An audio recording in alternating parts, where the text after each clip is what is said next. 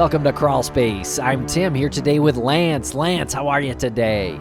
I'm doing so well today, Tim. How are you? I am doing great. We are fresh off another live show in Philadelphia this time with True Crime Obsessed, our friends Patrick and Jillian. Always an amazing, and Maggie Freeling in the show as well. Always an amazing time hanging out with those three and doing that live show. I feel good being out in public, hanging out with people I like. I got to agree with you on that. We did the show in Boston, and that went over really well. This is the follow-up show, the second makeup show that we had, which was previously scheduled in the pre-COVID era of our lives. Philadelphia came out. They represented. It was great. Nonstop laughs. And we're really looking forward to doing it again. We were thinking that this would be the last time, but there was some talk amongst the group that we should do this a little bit more. Not only does it provide like a much needed release, some laughter, but it still keeps the spotlight on Maura's disappearance. As much fun as we have during the show, that's all about the interaction between the people on stage. At the end of the show, it's a call to action. If you have any information, if you want to contribute to anything that's Maura related, they put that on the screen. So there's always a message there. Absolutely. And big congrats to True Crime Obsessed for reaching the milestone of 200 episodes. 200 episodes.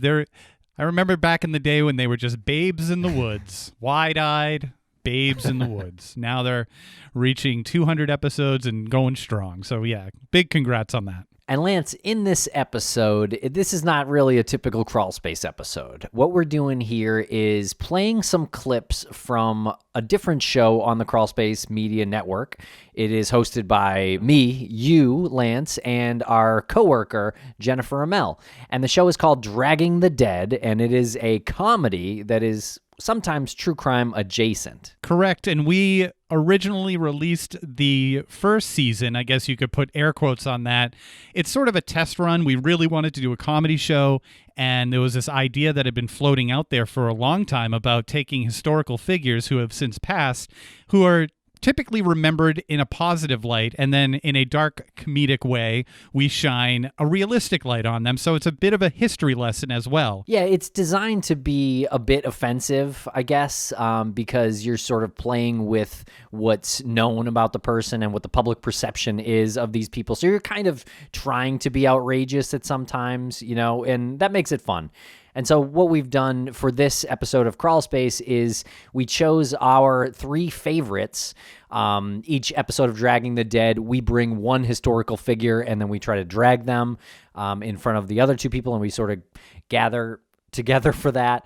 And so what you have is three segments from three different episodes of Dragging the Dead. And we invite you to listen to the entire thing if you'd like. If you find this funny, you will like the entire show. Again, hopefully you're offended a little bit, but you laugh.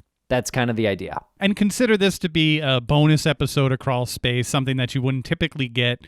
We're soliciting some feedback on it, too. If you like it, let us know. If there's some things that you think could be improved upon, let us know. Well, we won't do it, but just let us know anyway. And enjoy it. Like you said, go back and check out the other episodes.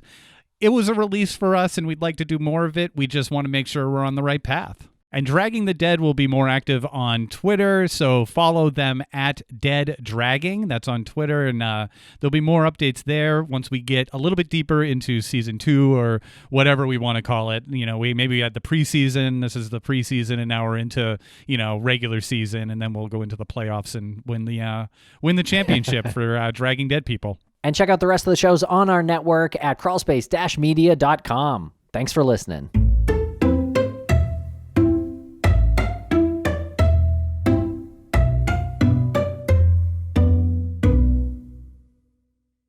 Welcome back to Dragging the Dead, the only show that aims to speak ill of the dead. I am Tim, back here with Lance and Jen. What's up, legends?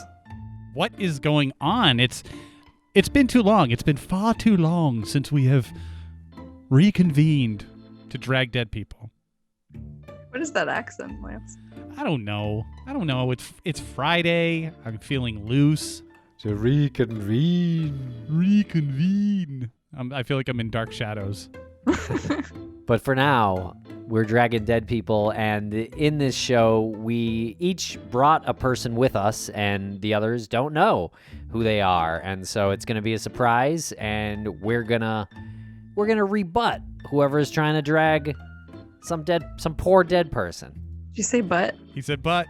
It's a full rebuttal. Full rebuttal. So we're left to our own devices. For example, Jen will bring somebody to the table, Tim will bring somebody to the table, and the respective people will have to just rely on their own knowledge of said person or Bing right here on the spot in real time. Sometimes a painful process. It sure is. All right, so who's up first? Jennifer, let's hear it. Who you got? My person was a silver screen star in the 1930s, a documentarian in the 1940s, and then an underwater filmmaker in the early 2000s. Jacques Cousteau. Incorrect. James Cameron. Incorrect. Grace Kelly. No. Grace Kelly. It is not Grace Kelly. Werner Herzog. A woman. I'll give you that. A woman did something in the 40s? Yeah, I know. It's fucking crazy. All right, who is she? It is none other than the horrible Leni Riefenstahl. It's on the tip of my tongue. Oh, the German film director. Yeah, Helene, Bertha, Amelie, Leni Riefenstahl. I'm so glad that you had her full name memorized. I too would change that mouthful. Brilliant artist. I mean, you kind of buried the lead here with that. She did revolutionize documentary filmmaking. I will give her that. But she is one of Hitler's favored. You may not recognize her name, but she was the filmmaker behind the legendary propaganda film Triumph of the Will. I'm still trying to find her online. How do you spell this? Leni? Never heard of it. That one must have been a stinker, a real clunker at the box office. So most footage that you've seen of Hitler and the Nazi Party came from Triumph of the Will. Any shots you see of Hitler in his car, driving around Nuremberg, people cheering him on, shots of him below, waving to the crowd, flags, Nazi flags flying, people marching in formation, all Leni Riefenstahl. You say Nazi propagandist, and I say historian. I say keeper of the records. I say without her, we wouldn't know how bad things were. Good point. And we don't know what side she was on, truly. Uh-huh. She could have been playing the long con. Just gonna choose my virtual background here. Jen, I'm sorry. I think we should skip this segment. Oops, there she is standing right next to Hitler. I think that's a deep fake. I mean, I stand next to a lot of people I don't like. So Leni Riefenstahl got her start in movie making as an Alpine film star. She was actually like a kind of the first action star. She did all of her own stunts and like climbed mountains and stuff. And then she made a film called Das Blaulicht, where she played some kind of like fairy in a mountain where everybody hated Leni and they like chased her up a mountain and she was like the guardian of some kind of magic stone or whatever. Mm-hmm. And that, of course, everyone knows that translates to the blue light. It's a classic. Classic. You've seen it. Oh my God, so many times. I have the poster.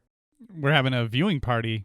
So after World War II, Leni Riefenstahl was obviously lambasted for her, I guess, being what they call a fellow traveler and for her work propagating the Nazi message of hatred. So she said she was disgusted that her footage was used in Triumph of the Will as propaganda, but I don't know that you didn't know was propaganda if you are using imagery in this way. You're either a genius or you're not. Yeah, I get what you're saying there, that, hey, she was smart enough to do these things, very talented, very driven and artistic, and it would be kind of tough for her to produce these propaganda style pieces without realizing the propaganda behind it. You know, what maybe she really did want to preserve history. Perhaps. But I'll draw your attention to another incident. Okay. So this has been a running theme throughout Lenny's life. She's like claims that she didn't know about the Holocaust, which is a claim of a lot of German citizens and a lot of like high-ranking officials within the Nazi Party, that they didn't know that they were actually killing Jews. Like, who did know that they were killing Jews and other people in Germany? Who knows? But okay, so in 1942, at the height of World War II, Lenny was busy working on a film called Tiefland, and I'm not entirely sure what the plot was, but it was basically about some Spanish gypsy type people. But she went to a Salzburg concentration camp, and she got a bunch of Romani people out of this camp to be used as extras in her film, and then put them back in the camp. They were later exterminated in Auschwitz. I thought we were going Schindler with it, and I was like, okay, all right, I see what's happening here. And then she just used them as extras. Well, did they get a credit? Are they on IMDb? I mean... Yeah. I mean, at least she could have left them a legacy in that way. But I choose to focus on how great of an artist she was overall. I mean, she was just such a career woman. She was an athlete. She, like you said, filmmaker. I mean, gosh, if we cancel her, what's next? What are we going to cancel? Roman Polanski and Woody Allen? Certainly not. They're men. Why? What's going on with Woody Allen? Exactly. He just makes amazing films. Nothing. Uh-huh. And he's alive currently. Right. He's not dead. Definitely not. He's untouchable. She was actually taken to court in 2002. She led a long, long life. She was like lived to over 100. And she was like, I didn't know all this shit was happening. I was busy making my movies, even though I was complicit in this like horrible thing that happened. But in 2002, she was taken to court by the Roma people when she was 100 years old. And she said that she didn't know that the Romani people would be taken to Auschwitz. And she got away with it again. She was not indicted. I guess they couldn't prove it. They just let her keep making her underwater movies about fish. So there you go. This segment was totally useless. It's all just speculation. I mean, it's proven in a court of law. And we'll be right back after a quick word from our sponsors. Thanks to our sponsors, and now we're back to the program. You want to talk about someone disturbing. You want to talk about blood. You want to talk about sacrifice. Look no further. I'm talking about the worst son of a bitch in the history of history. I'm going to love dragging this piece of shit. Okay. There is a popular, legendary even, character in pop culture that is apparently based on this person. Vlad the Impaler. Nailed it. From Romania in the 1400s, though I think his homeland is often confused with Transylvania, we are talking about Vlad Dracul, otherwise known as Vlad the Impaler. And some people think that Dracula, Bram Stoker's Dracula, was based on Vlad the Impaler, which it likely was. Do you guys know anything about impaling and what this guy actually did to tens of thousands of people? He is estimated to have killed 80,000 people through various means. This includes about 20,000 who were impaled. They probably deserved it. I mean, what time are we talking, like 1400s? Who wasn't impaled? Well, it is particularly gruesome, and Vlad, old Vladdy boy, he did it in a way that was more torturous than, he was going out of his way to torture people. He would stick this pole, it was either wood or metal, and he would stick it through the rectum or vagina, and the exit wound could be near the victim's neck, shoulders, or mouth. And in some cases, the pole was rounded, not sharp, to avoid damaging internal organs as it passed through your body, therefore prolonging the suffering of the victim. And then the pole was erected, raised vertically, to display the victim's torment, sometimes for days before they died. That doesn't sound pleasant. I mean, how else are you supposed to lead a people back then? I mean, there's no social media. This is just like their version of social media. Today, he would be called Vlad the Troller.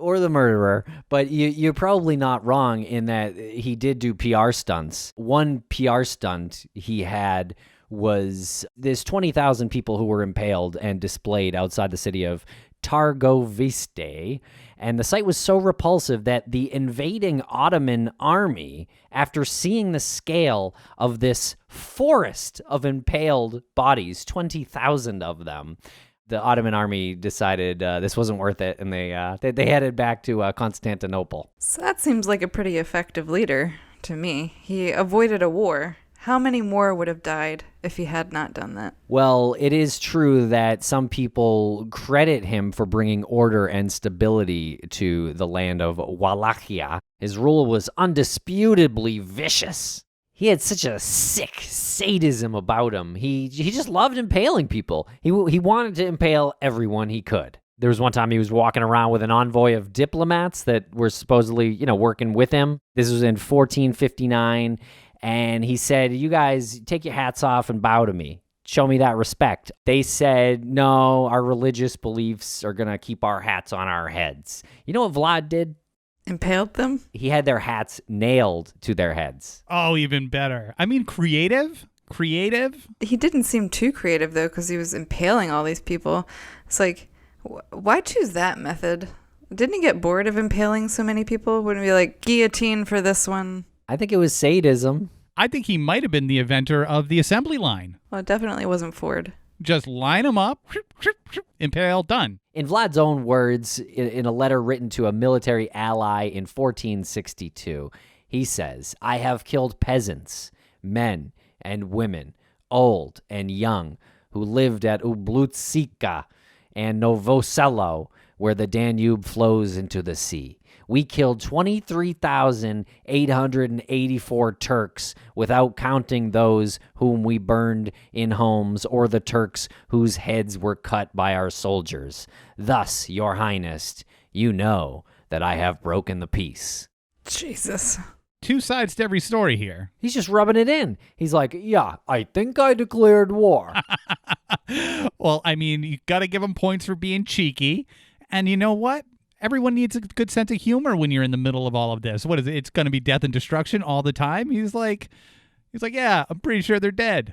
Wink, wink. I think this was all like an elaborate defensive strategy, because if he didn't impale others, they would impale him and his people. What about the servant who was serving him dinner on a box that was full of one of his enemies who was left in there to starve and dehydrate to death?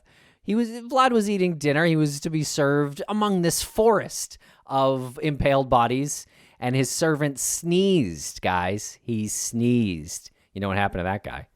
Impaled. Yeah, bingo. Well, Vlad probably was a little bit nervous about germs, because I heard that his old nickname was Vlad the Germophobic. And so I can understand that. Also, truly a person who can appreciate irony in the literal real world sense. I mean, someone's starving in the box that you are eating on top of. I mean, that is it's irony gold. I definitely appreciated iron.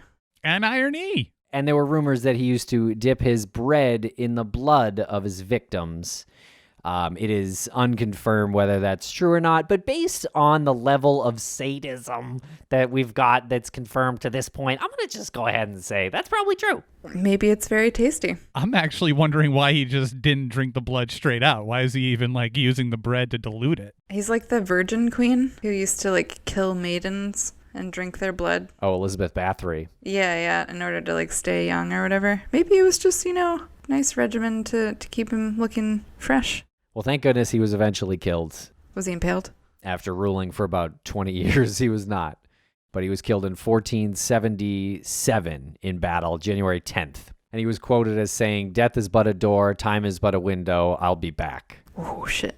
Just kidding, that's Vigo from Ghostbusters 2.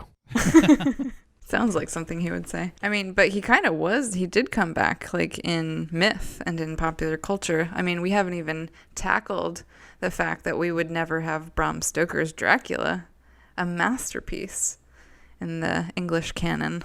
We would never have that story if not for Vlad the Impaler. I agree, and I don't think there could even be a fictional version of this story that compares to the real-life horror that Vlad the Impaler inflicted on that region. Yeah, this guy seems way worse than Dracula ever was. He was like kind of sexy. This guy, yeah, he's after your blood. True hero, someone who didn't mince words. Actually, words were probably the only thing he didn't mince. Everything else was pretty minced. But yeah, if I was alive back then and I had him leading me, sign me up. Sign me up for battle. I'm going in. I'm grabbing my stake, and I'm going in. I'm heading in with my spear, and we're gonna do some impaling. All right. Well, I already put the picture of my guy behind me because you probably don't know who he is. Looks old. He does look old. He is the reason you all are sheeple. This is the man who is basically the father of sheeple. When you become a parent for the first time, how many vaccines do you give your child? All of them. 14 is recommended for your children. How many do you think this animal behind me has developed? 16. 0? 8. 8 of the 14 vaccines. Okay, what's the problem here? I mean, these keep us safe. This is a scientist that most people don't know of. He's the father of the modern day vaccine. Any guesses here? Mr. Vaccine. Dr. Vaccine. Maurice Hilleman. Maurice Hilleman. That is exactly right. This is the father of the sheeple. This is the man who is responsible for so many things in this world. I don't want to be told when I'm going to get a vaccine. I don't want to be told how to go about my life. This man ripped away your personal freedoms. A true maniac.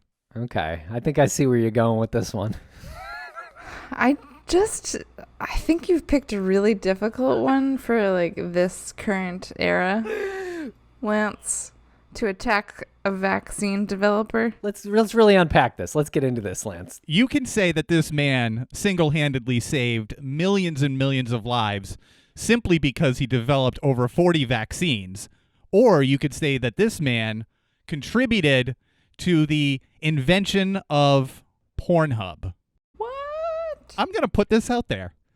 This man, by determining that chlamydia was a bacterium and not a virus, as previously thought, and could now be treated with antibiotics, he thus, in turn, encouraged the gross sexual proclivity that is directly responsible for Pornhub. What are you talking about? How is this related to porn? A little bit of stretch there. How is it not related to porn? Now people just want to go and fornicate. Yeah. That's why people want to have sex. Without consequence, because now they know if they get chlamydia, hey, I'll just take an antibiotic. Done. Okay. Lance, you are against vaccines? I am against anything that infringes on my personal freedom. Okay, Ooh. so that would be masks too? If Maurice Hilleman told me to wear a mask, I would tell him where to put that mask. On his face. It would be the opposite of his face, Jen. Okay, well, this is a very timely one. I see how you really put the ball in our court on this one. Well, at least some percentage of this country will be behind you. I don't see how this is even a contest. I felt bad bringing him to the table. He's such a vile individual. Okay, let's talk about Hilleman, Mr. Maurice Hilleman, who was a wonderful, a doctor, a wonderful doctor. He was born in Montana in 1919. Yeah, the core, the breadbasket of this country. He understands how well, maybe they make bread there. I don't think so. You know, he had a bunch of siblings too, which was pretty amazing. He was very, very influential on them, and they were on him, I'm sure. Yeah, well, he came from a severely broken home. His mother and father were divorced. He had a stepfather, and that stepfather was the person who really encouraged him on this reckless journey. This reckless scientific journey, this God-ignoring journey of his to go ahead and predict pandemics. Don't tell me that his prediction of the influenza pandemic in 1957 that came from Hong Kong was anything that benefited us. It really just put the entire country in this state of frenzy, this panic. If anything, he should have downplayed it. Because we know how that worked this time around. Well, you know what? Maybe a little herd immunity is what everyone needs. Exactly. That's why you have vaccines. Herd immunity. And I don't want to hear stories about how he was the first person to discover that viruses can actually go through a change, this antigen change. I don't want to hear about this because it's completely irrelevant. The energy that he could have been putting into something like, I don't know, teaching his children how to go to church, or maybe sitting down and watching a Walt Disney film, really just becoming the American dream. Instead, this guy's a disruptor and really needed to be silenced. He actually developed more than 40 vaccines for human and animal health. He was a lover of animals. Well, even your boy Ronald Reagan loved him. He presented him with the National Medal of Science, the nation's highest scientific honor, back when the leaders of this country actually believed in science. That's because all of those people on the left, all of those leftists were pressuring Reagan to recognize somebody, so they took someone who was completely discredited and gave him a medal. Wow. Hilleman was also a very profane man, and I don't mean that he was profane in what he did. I mean, he used a lot of profanity. And as you know, I am extremely, extremely offended by that. It is an affront to God. You've become very religious today, Lance. Well, Bobby Gallo, of course, Robert Gallo, co-discoverer of HIV, the virus that causes AIDS, of course, he one time said, and I quote, "If I had to name a person who has done more for the benefit of human health with less recognition than anyone else, it would be Dr." I added the doctor. It would be Maurice Hilleman. Maurice should be recognized as the most successful vaccinologist in history, end quote, basically saying STFU, Lance. Well, you guys can have your way with this, but you know what? I'm not one of the sheeple. I'm not one of the people who will just go and fall in line and get that needle in my arm. Who knows what's in there? I mean, he basically was inventing a way to trace you, to track you, your every step. He basically invented Facebook. Well, I only hope everyone listening understands how crazy you sound right now. Yeah. When you first said sheeple, I thought you were talking about the scientist who cloned Dolly the sheep. That would have been a good one. This guy, however, is beyond reproach. Oh, stop it with that. He was a tyrant in his labs. He would demand that the people who worked under him live up to some irrational expectation. He would fire people, Jen. You guys fire me every day. And today, Jen, is no exception. Pack your stuff.